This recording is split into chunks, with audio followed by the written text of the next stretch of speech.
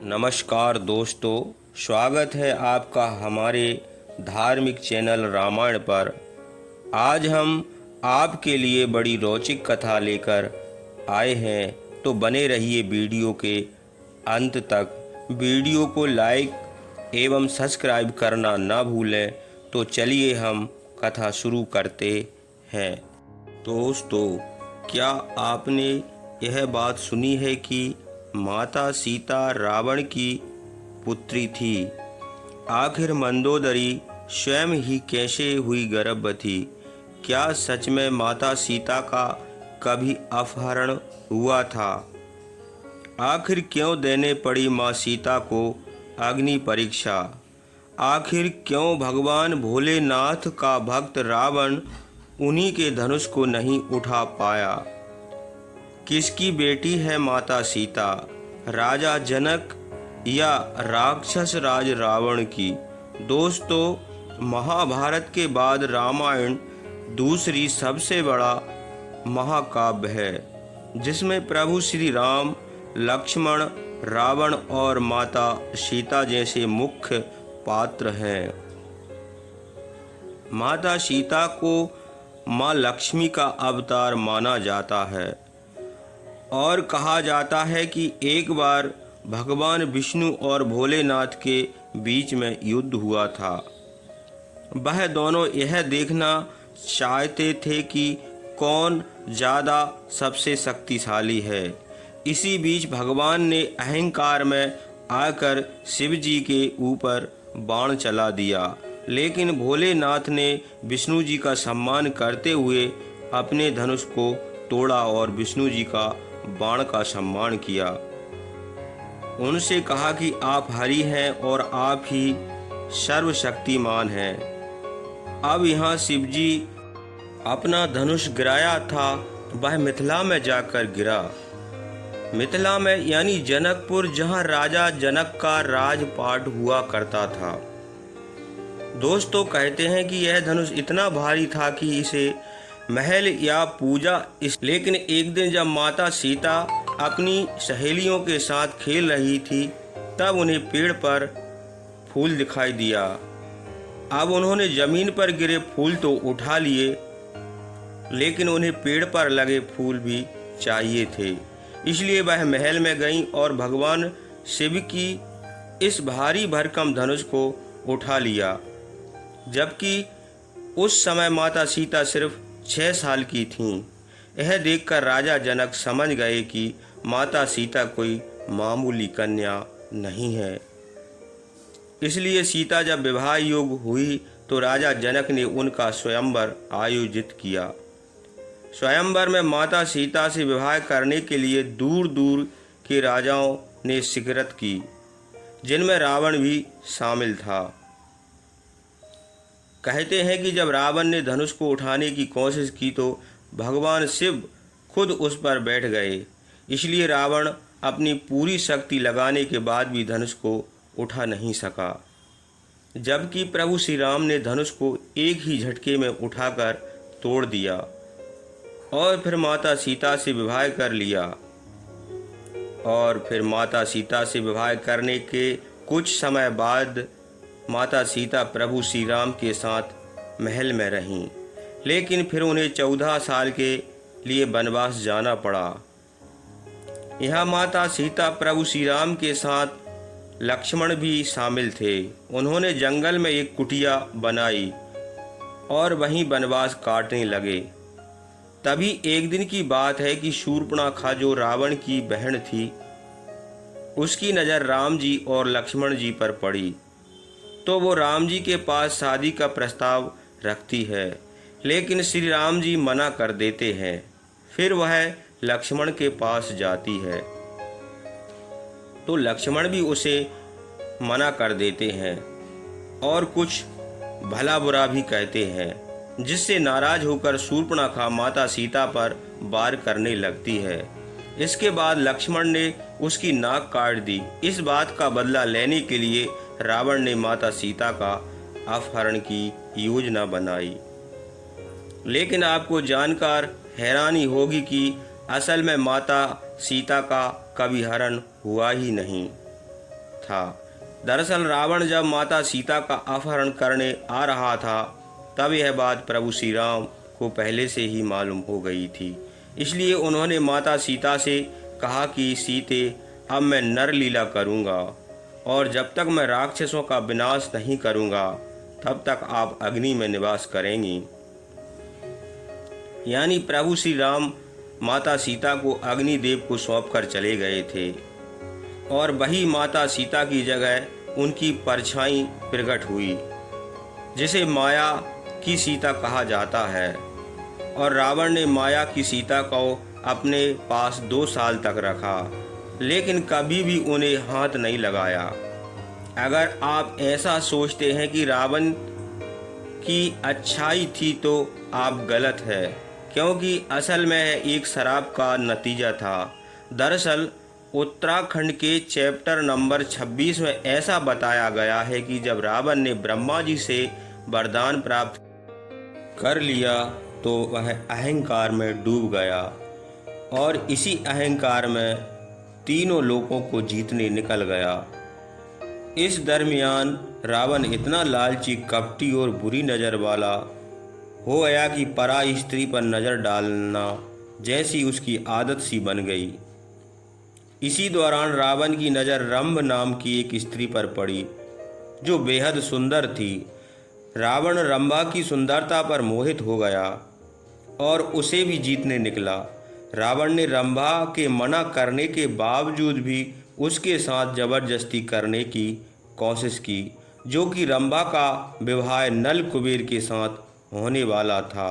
नल कुबेर के बेटे थे और कुबेर रावण का भाई था, यानी ब्राह्मण रावण की होने वाली बहू थी। इसलिए जब वह बात नल कुबेर तक पहुंची तो उन्हें बहुत गुस्सा आया और उन्होंने रावण को श्राप दिया कि अगर वह भविष्य में किसी भी स्त्री को बिना उसकी मर्जी के हाथ लगाएगा तो उसका सिर फट जाएगा। इसलिए रावण ने माता सीता को कभी हाथ नहीं लगाया। इसी दौरान रावण ने माया सीता को मनाने के लिए और उनकी जिद छोड़ने की लाख कोशिश की, लेकिन माया की सीता तो प्रभु श्री राम की भक्ति में डूबी रहती थी। अब आपके दिमाग में यह सवाल आ रहा होगा कि जब प्रभु श्री राम को यह पता था कि रावण माँ सीता का हरण करने वाला है तो उन्होंने माया की सीता की लीला क्यों रची, उसी जगह रावण का वध क्यों नहीं किया। तो दोस्तों, इसके पीछे भी एक कहानी है।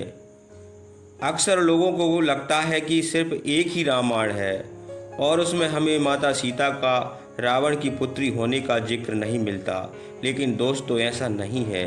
दरअसल वाल्मीकि द्वारा रचित रामायण के अलावा और भी रामायण लिखी गई है। रामचरितमानस महर्षि तुलसीदास जी की दूसरी रामायण है, जिसे अद्भुत रामायण कहा गया है। कंबल रामायण और वेद व्यास जी की आध्यात्मिक रामायण, और यहाँ हमें बहुत कुछ अन्य रामायणों में माता सीता रावण की पुत्री होने के साक्षी मिलते हैं। दरअसल रावण तीनों लोगों पर अपना राज जमाना चाहता था। वह सर्वशक्तिमान होना चाहता था ताकि संसार में उत्पात मचा सके।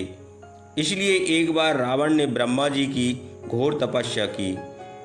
रावण की श्रद्धा और कठोर तपस्या से ब्रह्मा जी प्रसन्न हुए और उन्होंने रावण से वरदान मांगने को कहा।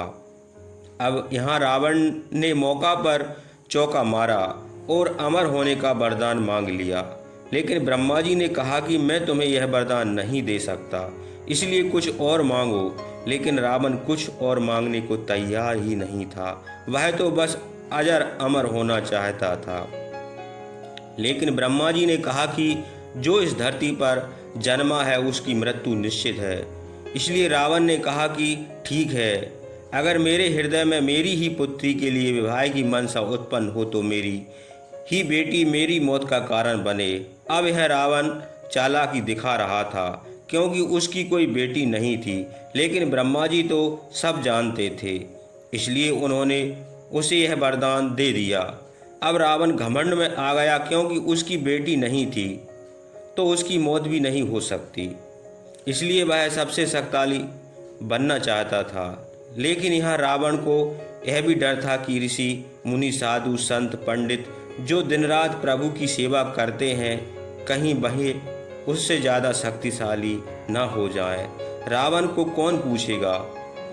इसलिए एक दिन रावण ने यज्ञ करने का निश्चय किया और इसी यज्ञ के लिए वह ऋषि मुनियों के आश्रम में घुसा और सभी उच्च कोटि के साधु संत ऋषि मुनियों का खून इकट्ठा किया। ऋषि मुनियों का खून इकट्ठा करते हुए रावण गिरीश समझ के पास पहुंचा। गिरीश समझ एक तपस्वी था और उसने तपस्या में माँ लक्ष्मी को खुश किया था। गिरीश समझ अपने घर में माँ लक्ष्मी की जैसी ही पुत्री चाहता था, इसलिए माँ लक्ष्मी ने उन्हें एक मटकी दे दी जिसमें दूध भरा हुआ था। जब रावण यहाँ पर आया तो उसने सभी मुनियों का खून इस घड़े में डाल दिया और घड़ा इकट्ठा करके महल ले गया। रावण ने महल में घड़े को छुपा दिया, लेकिन यहाँ पर इस घड़े पर रावण की पटरानी मंदोदरी की नज़र गई। अब मंदोदरी घड़े में क्या है जानने के लिए व्याकुल हो गई, तो रावण ने उसे बताया कि इसमें बहुत ही खतरनाक विष है। तभी एक दिन मंदोदरी किसी बात को लेकर परेशान हुई और गुस्से में इस मटके के विष को पी गई। लेकिन थोड़ी देर बाद वह दंग रह गई, क्योंकि जिस बीज को पीकर उसे मर जाना था उस विष को पीकर वह गर्भवती हो गई। अब मंदोदरी बहुत परेशान थी कि अगर रावण को यह पता चलेगा कि वह गर्भवती है तो रावण उसका ना जाने क्या हाल करेगा, क्योंकि रावण मंदोदरी के बीच पिछले 1 साल से समागम नहीं हुआ था। लिहाजा अब मंदोदरी की कोख से एक सुंदर सी कन्या ने जन्म लिया, तो मंदोदरी ने उसे दूसरे राज्य में जमीन में गड़वा दिया। अब यह राज्य कोई और नहीं बल्कि जनकपुर ही था। लेकिन यह कन्या राजा जनक तक कैसे पहुंची, तो दोस्तों इसकी भी एक कहानी है। दरअसल लंबे समय से मिथिला में बरसात नहीं हुई थी, वहाँ पर सूखा पड़ा था। ग्रामीण किसान बहुत परेशान थे, इसलिए वह राजा जनक के पास पहुँचे और राजा जनक ने सृष्टि हो के कहने पर यज्ञ का आयोजन किया और सोने का हाल लेकर पहुँचे खेत में, ताकि उसे जोतकर भगवान को खुश कर सकें और बारिश हो जाए। अब राजा जनक खेत को जोतने लगे, लेकिन कुछ दूर जाकर हल जमीन में अटक गया, मतलब यह आगे ही नहीं बढ़ा। यह देखकर राजा जनक कुछ नहीं समझ पाए और उन्होंने कुछ सैनिकों को वहाँ से ज़मीन खोदने पर लगा दिया, जहाँ से कोई खजाना या सोना चांदी के जेवरात नहीं बल्कि एक बक्सा निकला। इस बक्से को जब खोला गया तो राजा जनक और उनकी अर्धांगिनी दोनों बिल्कुल हैरान हो गए, क्योंकि इसमें एक प्यारी सी कन्या थी जिसके आँखें मोरनी सी, सूरज चांद सी और होंठ बिल्कुल गुलाब की पंखुड़ी की तरह थे। जनक के कोई संतान नहीं थी, तब उन्होंने इस कन्या को पालने का निश्चय किया और उसे नाम दिया सीता। आपको क्या लगता है, माता सीता रावण की पुत्री हुई या राजा जनक की? तो दोस्तों आप समझ गए होंगे कि सीता किसकी पुत्री है। और इस प्रकार दोस्तों माता सीता बड़ी होकर रावण की मृत्यु का कारण बनी और ब्रह्मा जी का जो वरदान था वह भी सत्य हुआ।